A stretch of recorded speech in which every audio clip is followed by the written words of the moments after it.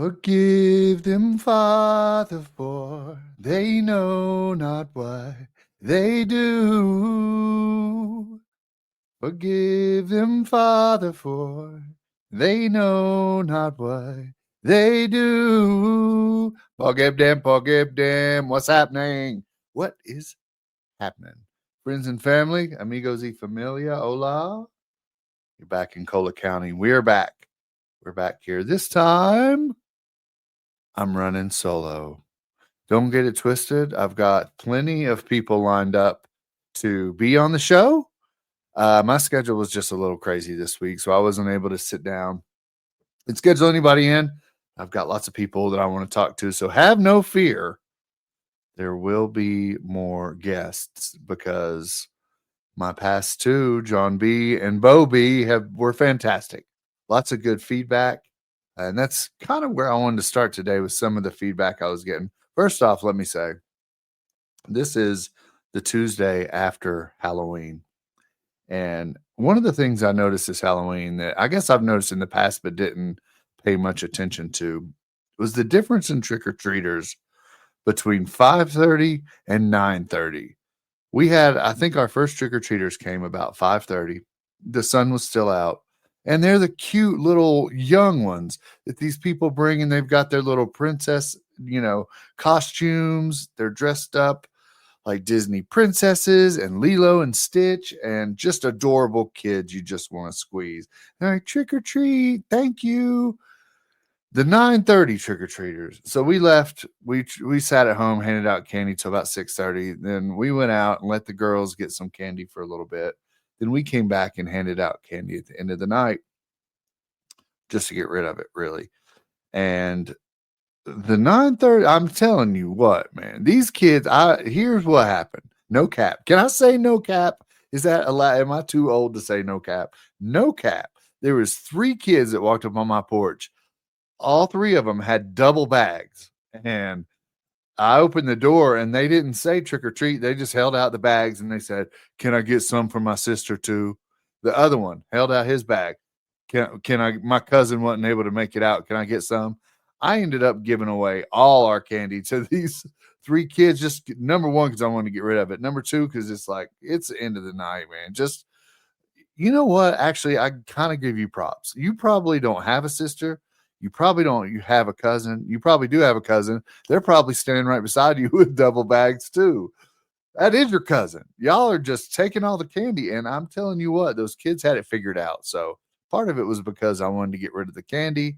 The other part was because good for you guys for figuring out the Halloween hack. Take 2 bags and say one's for your sister. Good for you. Wish I'd have thought of that when I was your age. So congratulations to the 9:30 trick-or-treaters. You're geniuses. Anyways, back to what I was saying about the guests in the podcast. And yes, it's good to be back. I'll try to keep it short and sweet this time. It's when I'm on with the guests, they're just so awesome. And we can talk for hours. So hopefully this will be a little shorter because it's just me. I've got a little feedback on some of the shows. I wanted to give some context of, I don't know if you listened to some of the first episodes or you're just listening to the guests because they're your friends. But this podcast isn't about me. It's about you and what you want to hear. And if you have something to say, come on the show and say it. I'm not here to debate anything. I thought earlier, I thought about this show, and essentially what I want is more Oprah, less of Pardon the Interruption, less of PTI. So I may question some things, but I'm not going to debate anybody. It's an open forum. I'm not going to say it's a safe place. That's a weird term. I think it's not a safe place. I mean, you're not going to get ganked while you're here, but it's just an open forum to talk about thoughts and ideas and, discuss through things. And I don't want to argue. So if there's a guest on here and you disagree with their politics or their religion or their stance on anything, I'm sorry. I'm not going to sit here and fight that fight for you. You can contact these guests. I'll give you Bo's address if you want it. You can go knock on his door and tell him how you feel. No. I'm wanting to have discussions. And I think this is a fun, safe place to do it. There's the safe place again. That's terrible. So that's where I'm at on this. So don't expect somebody to come on and say, I like Coca-Cola, and me sitting here and say, well, you really should like Pepsi. I'm not going to do that. We can be friends with everybody. I think it was really interesting how John was talking about how he admired the idea of Jesus, I think he called it, and how he hung out with sinners and just preached love. And I was kind of looking at that. I Googled how many times in the Bible does it say to love one another? And Google is like, well, in the King James Version, it says 13 times love one another or something like that, or love others as yourself, one of the two. But then it's like it says it hundreds of times. It talks hundreds of times in the Bible about love and loving one another, and just that thought process. And that's what I talked about with John, is that that's what Jesus taught, and that's what we need to live off of. And today I was thinking and reading, like, not only do we need to show love and give love and love like Jesus, but we need to respond like Jesus in situations. There's certain situations that we're in, we need to take a step back and respond like Jesus. And I think John had mentioned how he thought for us to function better as a society, as a community, we needed to listen more, which I completely agree with. And I think that's a characteristic of Jesus as well. So not only do we need to listen, but I think we need to respond like that. Respond in love, respond in patience, respond in kindness, respond in goodness. So think about that. When something ruffles your feathers or you disagree with something, how can you respond like Jesus? That's what I was thinking about today. I was sitting in that thinking about it. So that's where we're at there. Also, why do I call this show Cola County? People have asked me that several times. So I'm in Colorado. Colorado, the abbreviation for Colorado is CO. I also go by one of my initials are Kevin LA. So the CO for Colorado, the LA for my initials is the Cola. And for the county part, I grew up in East Tennessee, where if you're around there, a lot of people say, oh, yeah, so and so is working in Scott County, or so and so lives in Campbell County. Or if you go down the road, you hit the border of Knox County, you've gone too far, you need to make it to Sevier County. That's where the good roller coasters are. People give directions by kind of like areas and counties, and make a turn at Interstate 81, and in Colorado, it's completely different. When we moved here, they give cross streets. So it's 120th in Colorado is what is the directions. Where is that? Nobody knows. If you ask somebody here what exit number, they have no idea. You go to the Santa Fe exit. That's what it is. Have you passed it already? You better keep an eye out. You better be reading these exit signs, because the numbers won't help you at all. Nobody knows the numbers. In Tennessee, it's exit 407 for Gatlinburg. So that's where you tell people to go by the numbers. So the county, it's a little different. So where I grew up, counties were a big thing. So that's Cola County. Represents a little bit of all of me. So that's where we're at there. So my main topic for today is dogs. I'm a dog person. I'm not a cat person. I love fish, though. I like the idea of a fish tank. I don't like the responsibility and the cleaning and the taking care of it. I love to go to the aquarium. I like to see fish. Love fish as a pet. Had a saltwater tank for about a year. It crashed hard. Got rid of it. It's a lot of responsibility. Fish tanks are a lot of responsibility, especially saltwater tanks. They can get expensive. You got to feed them. Like when I went out of town, I had to have somebody feed the fish. That's crazy, man. I want something low key, but I love fish. I do not like cats. I think I might be allergic. Every time I pet them and then like get my hands anywhere near my face, my sinuses go crazy. I sneeze and stuff. So I think I'm allergic to cat dander. Plus cats, man, they just have attitudes.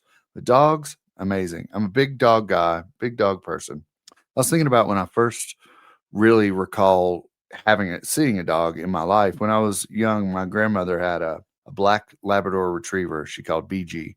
Name was BG. And BG would stand up on, I guess it was a girl, on her hind legs. And my grandmother would hold her front legs and they'd dance to Let Me Call You Sweetheart. I'm in love with you. So she danced with her dog.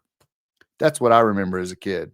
I don't really remember us having a dog at my mom's house when I was that young, but we lived with our grandmother some, and that was it. BG was my childhood dog. And then when I got to be a young teenager, I was walking with my stepdad one night down the alleyway behind our house, and we walked by another house that had a kind of a fenced in backyard, but the fence only came up about waist high. As we were walking past this fence, this gang of dogs just came running up to the fence barking, woo, woo, woo, woo, woo. There's a mama and like 6 puppies. So my stepdad just reached over. This is awful. This is awful now that I say this. My stepdad just reaches over and takes one of the puppies. I don't condone this, but this is what happened. So we took it home and I raised it and I named this dog Barney with the white tip tail. And I had him for a while. I think I went off to camp and he got hit by a car. I wasn't there, so I didn't really experience that loss that much. I came home from camp, Barney was gone. I'm not sure how long I had him, maybe a year or so. I don't know, but I loved that dog. He was cute. Barney with the white tip tail. After that, we had a neighbor who had a big fat wiener dog named Fred. And we lived in a duplex to where the neighbors were basically on the other side of the wall. And this dog would just come out of their house, walk over, and come and sit with me constantly. This dog was just like my bestie. We hung out all the time. His name was Fred, and he was amazing. And that's what gave me the love for dachshunds. So then, as I got grown and married, my wife and I were talking about getting a dog, and I said, I really like dachshunds. I think they're sweet, loving. Let's go that route. And she was like, well, I want a black lab, but we'll go. I think she grew up with a black lab. She's like, we'll give the dachshunds a try. So we went to a breeder in Maryville, Tennessee, I remember, and picked up the dog. I remember the little puppy just laying on my chest. She was too small to come home with us yet, but she laid right on my sternum. Just a little 6-inch puppy, little wiener dog on my chest. And we went back when she was old enough and got her a couple weeks later and named her Sophie. And that was our first dog and my first like responsibility dog that I was 100% responsible for, feeding, walking, raising, all that. And Sophie was amazing. We had her for 6 months, and then we decided to get her a sister named Daphne from the same breeder. And Daphne, bless her heart, she was a mini dachshund and also a runt. So I don't think she ever got bigger than, I'm trying to think of something you could compare her to. Probably like a Nerf football, a small football at the size, at the length, but she never got above 5 pounds, 6 pounds. She was itty bitty tiny and scared of the world, but she loved me so much. Like Daphne never left my side. I was her person. She could not function without me. And towards the end, she ended up getting so frail and she couldn't even get up to go to the bathroom. We probably should have sent her on her way before we did, but I was selfishly hanging on because I didn't want to put her down. But I ended up having to just pick her up, take her outside, set her in the grass. When she was done peeing, I'd pick her up, bring her back, set her on her pillow. Like she wasn't even really walking. So she wasn't living the best life there at the end, but she was just happy to be with me. I remember, so I took her in to be put down just because she was just too old and not functioning. And I remember standing at I took her into the vet and I walked in the room and there's this little dog bed set up on the table. And of course, that's sad in itself, seeing like, there's your final resting place. But this room had a window. And as I was waiting for the vet to come in, I was standing there. I had Daphne in this like sling that I could hold her on my chest. And we both were just looking out the window and there was a street and there were cars passing by and there was a big tree and I could see her, bless her heart. She probably couldn't even see this far, but I was thinking like, this is the last tree that you're going to see. Like these are the last cars that you're going to see. And it was super sad, and she came in, the vet came in, and I sat there with Daphne as she gave her the shots and until she passed away. And it was, man, I tell you what, if you've never had to say goodbye to a pet that you've had for any amount of time, really. I spoke with my pastor about it, and he said sometimes it's harder. And he said I believe that it's harder to put down pets than relatives because you're around these pets. I mean, I'm in charge. I was in charge of this animal's life. I fed it, took care of it, I took it to the vet, made sure it had its shots, teeth cleaned, all that. Anything was sick, whatever, man. I was wholly responsible for this dog. And I think that's kind of what made it harder to put her down than putting down I don't see my relatives every day other than my wife and daughters. So you're with your pets always. So it's super hard to do that. And that was, I mean, it was tough. It was tough. And I came home and I was crying and my family was crying. And I don't think they really knew the gravity of what I was feeling until 6 months later. We had to put Sophie down. She just out of nowhere got a tumor in her throat and couldn't eat. Anything that she tried to eat, she'd just throw right back up. And I mean, I tried to give her her favorites, right? Chicken, rice, any. She couldn't keep down anything. She couldn't keep down water. This tumor was just blocking her throat. So the vet was like, eventually she's just gonna, starve out. So we had to put her down, and she was very close with my oldest daughter, Avery. Avery and Sophie were like, I mean, two peas in a pod. And so when we took Sophie in, my wife went with me and her stepbrother and both my daughters. And my daughter Avery was actually holding Sophie as they gave her her shots. And we were all just bawling, sobbing, right? I'd suggest, here's what I suggest. If your kids are under the age of, I'm going to go 15, don't let them hold the dog while they're put to sleep because that happened. Sophie was just licking Avery. They gave her the shot, and then Sophie just stopped licking her and just went limp. So then the vet had to come and take the limp dog out of my daughter's arms. And that, I mean, that's trauma. I talked to John about trauma. That's trauma for you to hold your favorite dog as it dies. So we made, I think we made a bad decision as parents there. And you live and you learn. That won't happen again. So I was done after that. I mean, that was brutally sad with the whole family there. And I'm done. I'm like, we are doing no more dogs. I'm doing no more dogs. And it was about, I'd say, a year and a half. And I'd say the kids started asking for a new dog after about 6 months. And I said, no, no, no, because I love dogs. Like I said, I love dogs. I love animals in general. It hurts me to kill a bug. I'll zap a fly and I'll smash a mosquito, but I really don't want to kill a wasp. And when I do zap a fly, there's something in my heart that feels a little bad for the fly. So I don't kill animals. If you're a hunter, good for you. I can't do it. I don't want to hurt an animal at all. So to see what we went through with putting these past two dogs down, I didn't want to experience that again. So I said, no more dogs, right? Well, give it about a year and a half, and here come the kids. Well, the kids came about 6 months, and then the wife got in on it. So after a year and a half of, them begging me and me saying no, my wife was just basically like, here's the game plan. I found a breeder. I found the dogs. We're going to Texas. That's basically how that went down. So we ended up going to Texas to get these long-haired, cream-colored dachshunds.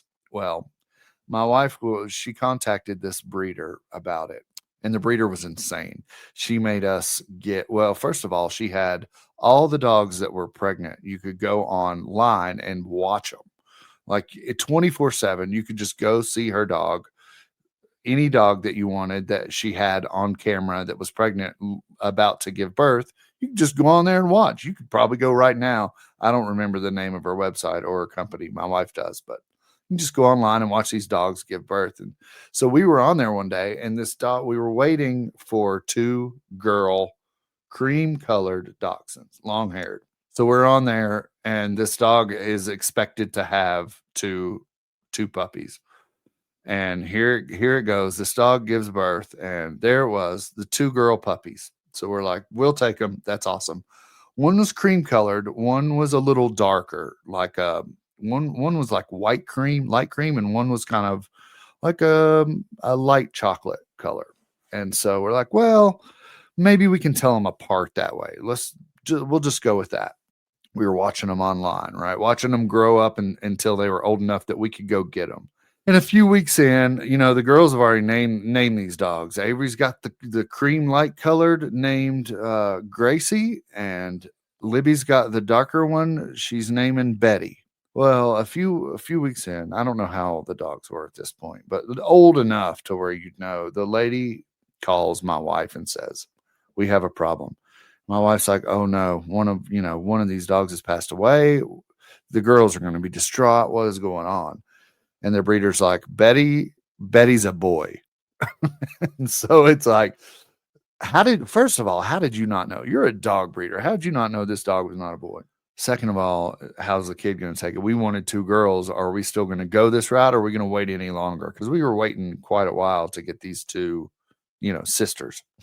Libby, my youngest, was like, "Yeah, I'll take him. I'll take him. But I want to change his name. I'm going to name him Potato." Whatever, man. As long as you're happy, you can name him whatever you want. She's like, "His name's Potato." So I thought that's cute. We can call him Tater. It's a kind of a Southern term. We'll call him short for Potato. We'll call him Tater. Hey, Tater. And she's like, "No, it's Potato. You're calling him by his full name at all times." All right, man. Your dog, whatever.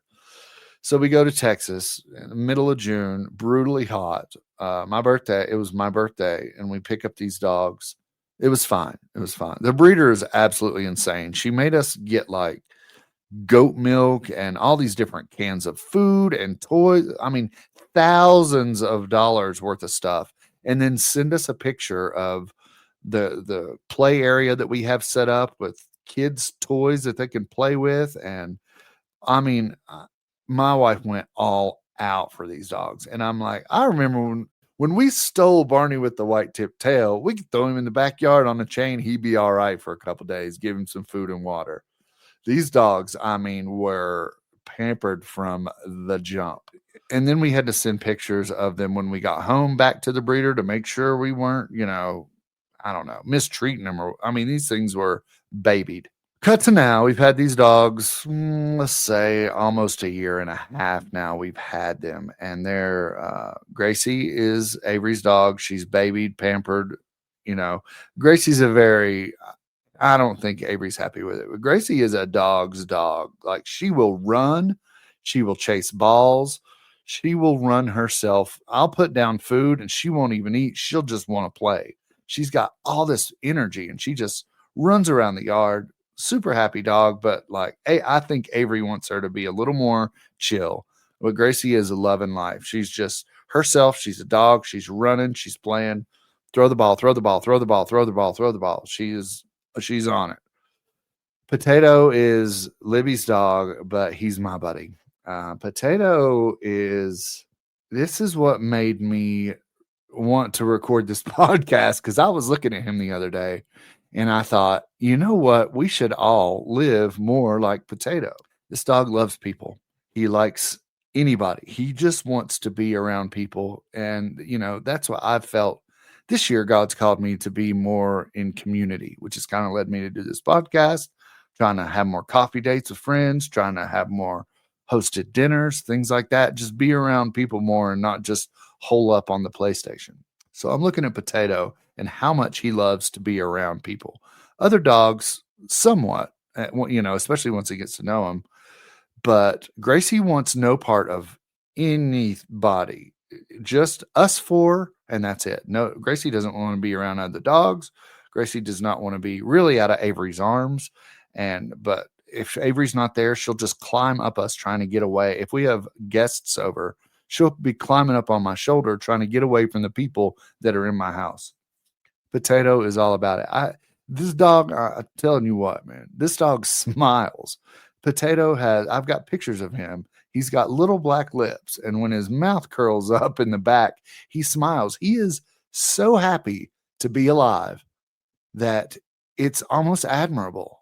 The way he loves, the way he wants to be around people, the way he has joy is it sounds ridiculous, I know, especially if you're not a dog person or care about animals that much. But I'm telling you what, man, this dog it's inspiring, man. It's so weird. Like I want to be more like Potato. I want to be happy. I want to be around people. I want to love like Potato. Love, that's what I'm gonna get a shirt that says love like Potato. Nobody's gonna know what that means. I'll have to find somewhere to post these pictures of him smiling because it's unreal. The joy this dog exudes is unbelievable. So that's my dog story. I didn't want to get dogs because I don't want to experience the loss again that we experienced with Sophie and Daphne. But here we are, and it's going to be worse for me. I did not want to love these dogs. I came into this relationship with these dogs like the girls, these dogs are yours. You're going to train them. You're going to potty train them. You're going to feed them. 100% yours. I'm not going to lift a finger for these dogs. Well, cut to now, and you know how that works. I mean, Potato's my guy. I can't, he's laying in bed with me at night, and Libby comes to take him, and I'm like, I'm kind of sad about it. Like, don't take my dog. This is my cuddle buddy. So it's ridiculous. I know. I'm ridiculous. It's crazy. So here we are. I'm locked in on another dog, and that's it for me. So say a prayer for me that I make it through this dog relationship. But as you go about your week, until next time, remember, live like Potato.